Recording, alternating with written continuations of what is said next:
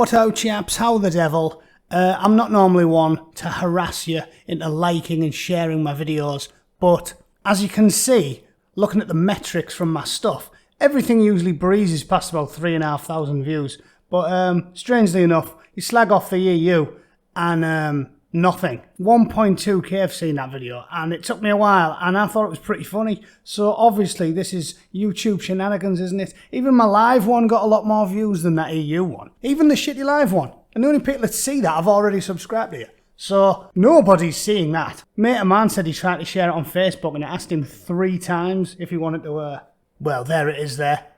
It's obviously being hidden. They're not showing it to anybody.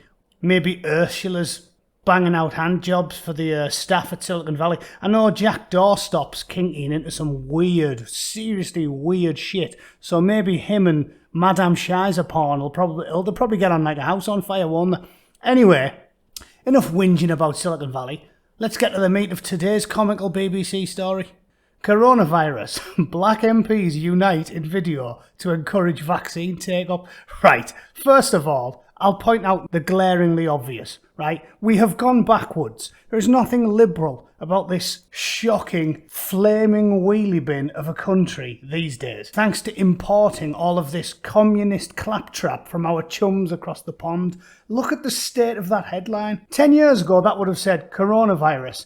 MPs unite in video to encourage vaccine take-up. But now, where we spent the last couple of decades pathologising people into thinking themselves as perpetual victims, despite the fact everybody in the third world wants to move here.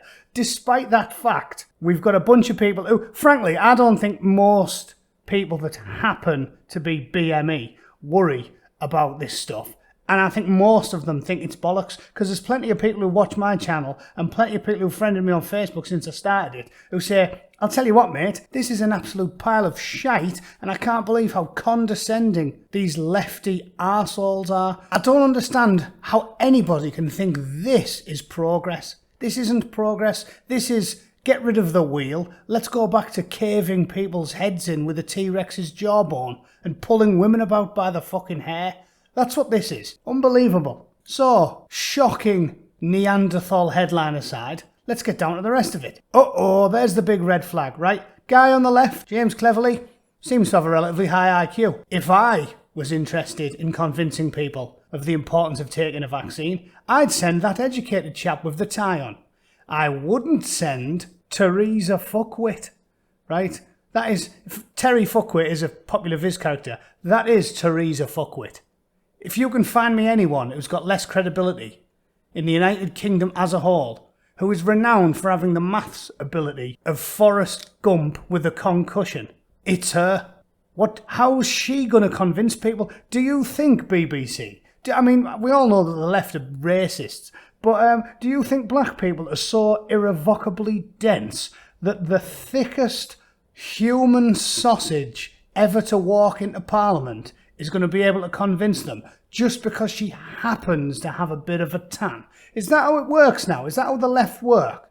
They think that people of BME origin are so irrevocably dense they can have their minds changed by someone who's still got Velcro shoes. Is that what you're telling me, BBC? Unbelievable. I wouldn't trust Diane Abacus to operate an Etch-a-Sketch. That's how thick she is.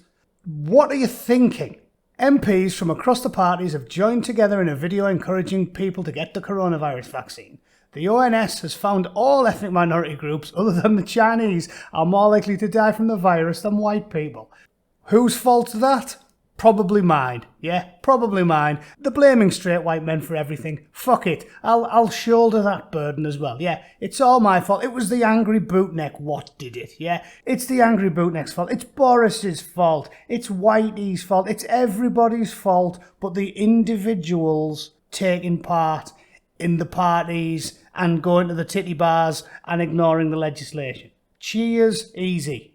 Campaigners have urged the government to do more. You know, I keep saying we need to go back to the individual. We need to embrace the Enlightenment thinkers that constantly talk about the dangers of collectivism and the importance of individuality. What we need to do is stop telling people that the government can fix all their problems. If you don't want to get the jab, don't. If you don't want to get the jab because you're badly educated, educate yourself.